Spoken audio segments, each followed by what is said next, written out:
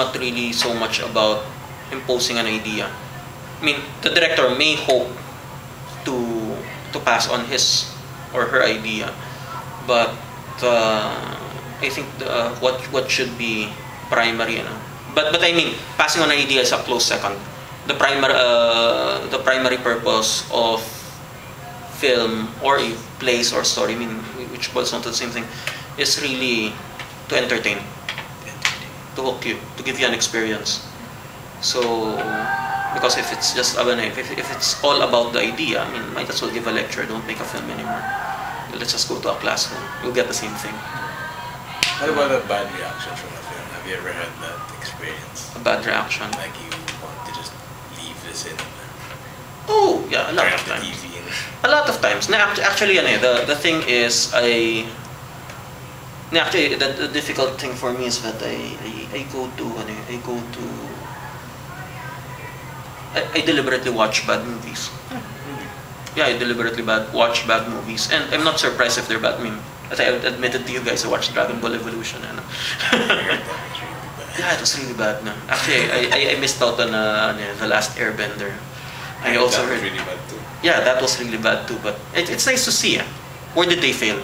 How did they fail? And sometimes, and I think more important to know about. I mean, this is the reason why I watch bad movies. More important than okay, why did they fail is to ask ourselves, why did the producers give a green light to this? In other words, there is something good in that bad movie which was not capitalized, which was not optimized. I watched this blatantly B movie early this year. You guys might have seen the poster, yung ninja. Scott Adkins. Yeah, Scott Adkins. You've seen that film? Some bits of it. Some bits of it. Yeah, okay. Admittedly, it's a horrible film, but I think if it was done in the 80s, It would have been a good action movie. it would have been a classic 80s action movie. Actually, the thing that sayang, something that I feel was missing in that film. I mean, the premise itself, no, or at least the potential of that film, having a seemingly invincible nemesis, going after you, and you have what you have to do is to really just run away until you find a weapon or a means to defeat him. It's a classic formula, and it has worked so many times. I mean, we've seen it in the Terminator, where you have this. I mean, that has been the formula of all three. The first three Terminators. I mean, you have somebody who's Chasing you. yeah, who's chasing you, and whatever weapon you use, It doesn't work. yeah, it only just slows him down, but never really defeat him until then. I mean, that formula has also been used in Predator. Oh yeah. And it also worked. I mean, Predator was awesome, actually. Did you see the remake? I mean the sequel. The sequel, actually, I like the sequel better than Predator 2. Yeah, the Predators. Yeah, Predators. That was Yeah, a good one. yeah, that was good. It was like a direct sequel to the Yeah. Yeah. Predator. Yeah, that's a good thing about that one. And actually, what I heard was Predators, for example, was patterned after Beowulf. I mean, you have Grendel. I mean, imagine the Predator as Grendel, somebody who's really strong, powerful, and they have to find a way to defeat the guy. So this is the first Predator or the Predator? No, the first Predator was something like that. Okay. No. Where else was that formula used? The Mummy used that formula. You have this, let's just say the Terminator formula.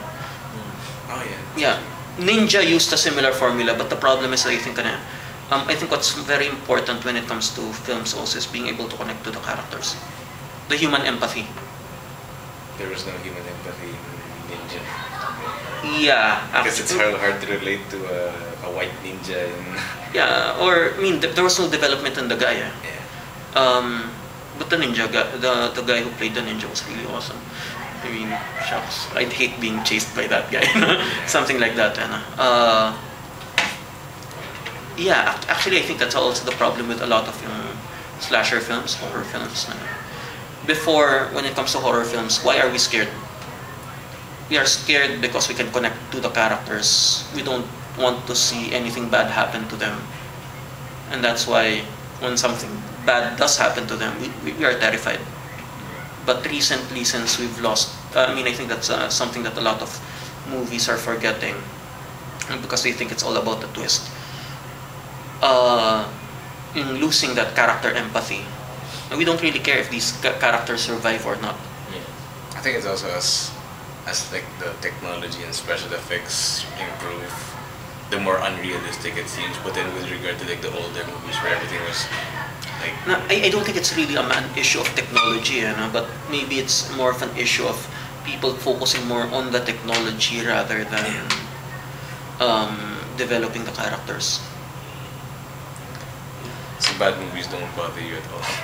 No, I mean, there were a good number of movies where I really wanted to walk out. Sometimes, kasi I think another way that we get that we would want to walk out in a movie is because what I would call the bait and switch, wherein you wanted to watch an action movie and then what you receive is drama. I'll give you guys a good movie which I really hated. Yeah, it's a good movie. I mean, a lot of people have already told me, and I trust their judgment, but I still hate that movie. Thin Red Line. World War II. Yeah, the World War II. You've seen that? Yeah. That's the Mark Hamill. Did you like it? Not so much. I didn't like it so much. Why didn't you like it? I think I kept comparing it to like Saving Private Ryan and those other movies. Yeah, no, actually for me, I went there and whoa, really star-studded Yeah. cast, critics loved it, so on and so forth. I go there, expecting to see a war movie. But what happens there? Gosh, they're just walking and contemplating, and where's the war? It was like that for the recent one, the one that won. What was that movie? Hurt Locker. Yeah, Hurt Locker. It was something like that It also. was like that. Have you seen it? Not yet. It's like that. I was expecting an Afghanistan, Iraq war movie, but you get Yeah. nothing but talking. Yeah, Jarhead was Jarhead just too. Yeah, Jarhead was just waiting. Waiting In for the something summer. to happen. Yeah, and then nothing happens. I mean, it's kind of. Disappointing. I mean, it's really disappointing, and especially if you pitch it into. I mean, some movies get away with it. A lot of movies don't. I mean, yeah. I Not a mean, lot of movies do that. Yeah. I mean, yeah, or sometimes you see a trailer that's really really funny, and then when you go to the film, it's actually serious.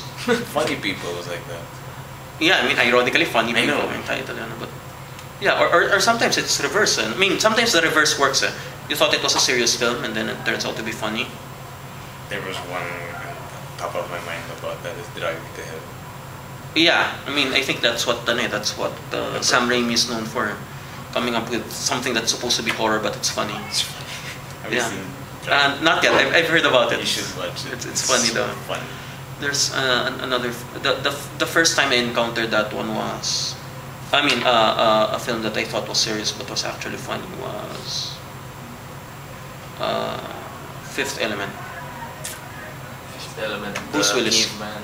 No. Bruce Willis. The girl with the orange Yeah, the girl hair. with the Yeah, orange hair. with the orange hair. Yeah, that one.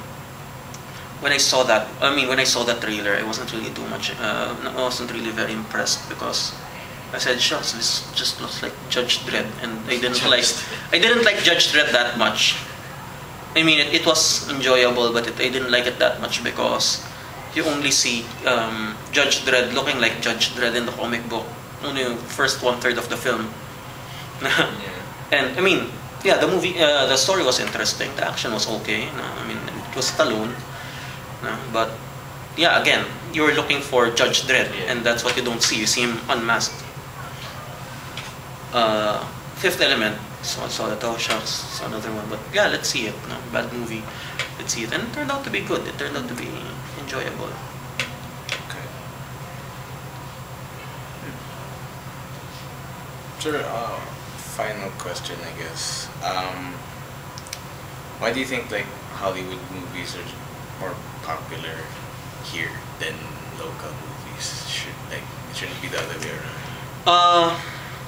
No, I think my analysis of the local film industry, they bank on what they think will connect to the audience, not on what the will actually connect to